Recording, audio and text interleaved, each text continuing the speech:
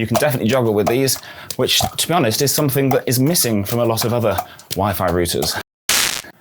This is the D-Link Eagle Pro AI M15. It's a 2-pack mesh Wi-Fi system, which at the time of recording this video only costs about 100 quid. Now, considering my Netgear Orbi system won't leave you with much change from £1,000, I was keen to see if this kit could even get out of the starting blocks and begin to compete with it. D-Link sent me this 2-pack to test out, but it does also come in a 3-pack, which is probably what I'd go for if I was buying it myself. So to keep it fair when comparing it to my daily driver Orbi system, I'm going to be pretending the second floor doesn't exist and primarily testing this across 2 floors. I like this kit for a couple of reasons, and my first impressions when unboxing were good because they're very small, sleek and compact, so that's definitely a good thing if you prefer a more discreet look for your router and Wi-Fi access points. This is especially obvious when comparing them to my Netgear Orbi router, which looks frankly huge in comparison. There is a reason for that larger size though, as it means the Orbi can house its powerful high-gain antennas, so it'll be interesting to see how well the much smaller, as well as much cheaper D-Link system performs in comparison.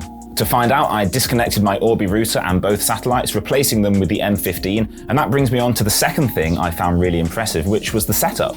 The M15 mesh router was very straightforward to set up. Anyone would be able to do it following the easy and clear instructions in the app, which even had nice diagrams and animations to explain what to plug into what, when to switch things on, and advice about placement of the router and satellite. Now, I'm a techie who's used to this sort of stuff, so I know what I'm doing, but I think D-Link have done a really good job of making this easy and straightforward so that absolutely anyone, even my gran if she was still alive, could set these up first time.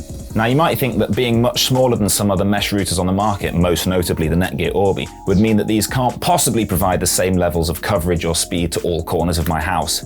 And yes, you wouldn't be entirely wrong, but actually, after using them for a few days, I was nearly able to forget about Wi-Fi and just get on with life like I do with the Netgear Orbi. I say nearly because I did get occasional notifications from things like my Nest doorbells at the front and side of my house, or the camera halfway down the garden saying they'd gone offline. I mean, these cost nearly 10 times less than the Orbi, so I'd say it's impressive that they compete so well, but they couldn't quite match the range, speed, and rock-solid reliability in my setup. Maybe it would have been a different story with an extra satellite, or maybe even a 4th one to really increase the coverage, I don't know, but if you have a smaller house or don't have Wi-Fi devices outside your house, then I think these would work great for you. And that leads me on to some other nice features that the M15 includes, and since D-Link didn't shy away from including overused and cliched buzzwords in its title, this thing also features AI!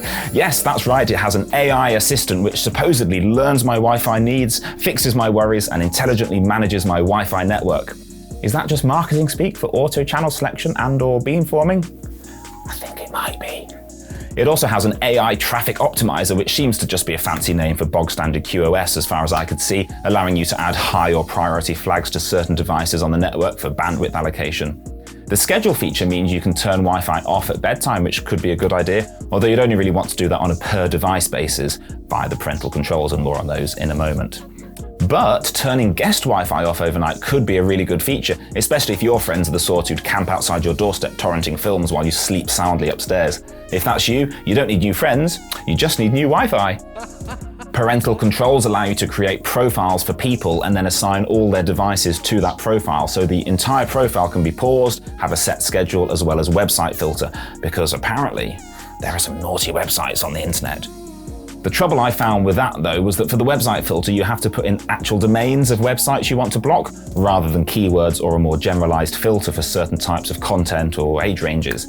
And I also had mixed results with the parental controls for blocking naughty websites. I did sometimes get it to block a website with the correct message, but other times it either just gave me an SSL error instead, or even more worryingly, it just still worked fine, so I definitely wouldn't want to rely on this inbuilt internet filter to protect my kids online.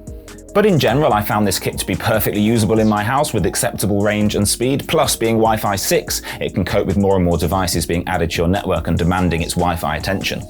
I think these are certainly worth considering if you're on a small budget, or you'd consider the range and speed of the Orbi system at 10 times the price to be overkill, or if you'd appreciate the much smaller and more discreet size of these units when compared to bigger or uglier Wi-Fi routers. So I'll leave a link in the video description if you want to buy one for yourself, and if you want to see my review of the top-of-the-line Netgear Orbi Wi-Fi 6 system, then I'll see you next in this video here. Can I juggle with them?